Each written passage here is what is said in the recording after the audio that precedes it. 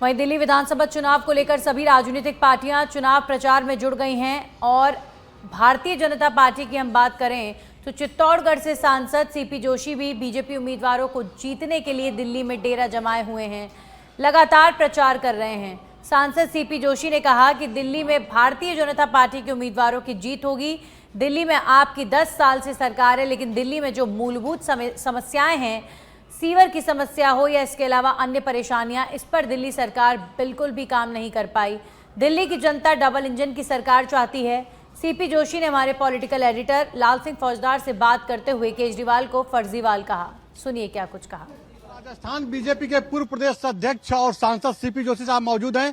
Sir, Delhi में विधानसभा चुनाव है, आपको बड़ी जिम्मेदारी दी गई है, लोगों से लगातार आप मिल रहे हैं, कई मीटिंग भी कर रहे हैं, क्या लग रहा है ओवरऑल दिल्ली में क्या माहौल बना हुआ है? देखिए, दिल्ली की जनता ने तय कर लिया कि अब की बार डबल इंजन की सरकार बनानी है।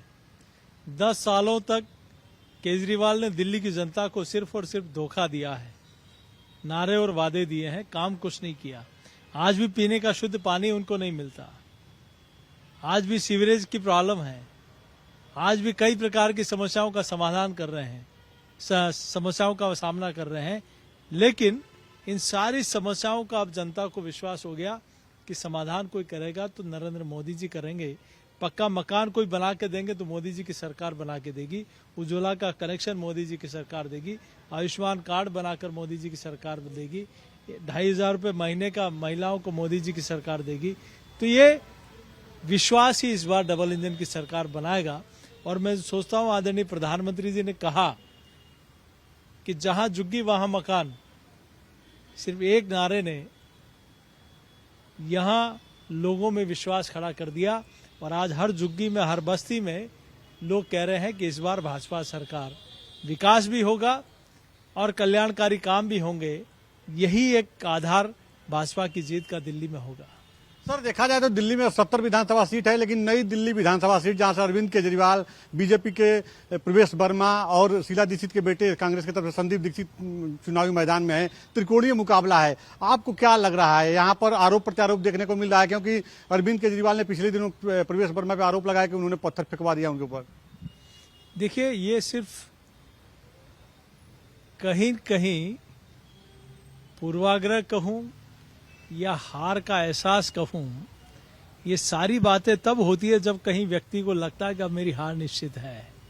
तो केजरीवाल जी हार मान चुके हैं और मैं सोचता हूं इसीलिए वो भाजपा पर, भाजपा के प्रत्याशी पर मनगढ़ंत आरोप लगा रहे हैं। सर, एक आखिरी सवाल है, एक नेता के तौर पर अरविंद केजरीवाल को कैसे आप जज कर रहे हैं? क्या उनकी अच्छाई है, क्या उनकी बुराई है?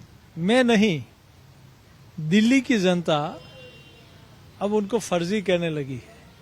जो कहते थे कि वहां छठ पूजा में वहां इस नदी को शुद्ध करा दूंगा और मैं डुबकी लगाऊंगा, कहाँ गए वो केजरीवाल? कहाँ गए वो केजरीवाल जो कहते थे कि मैं स्वास्थ्य की सुविधा उपलब्ध कराऊंगा?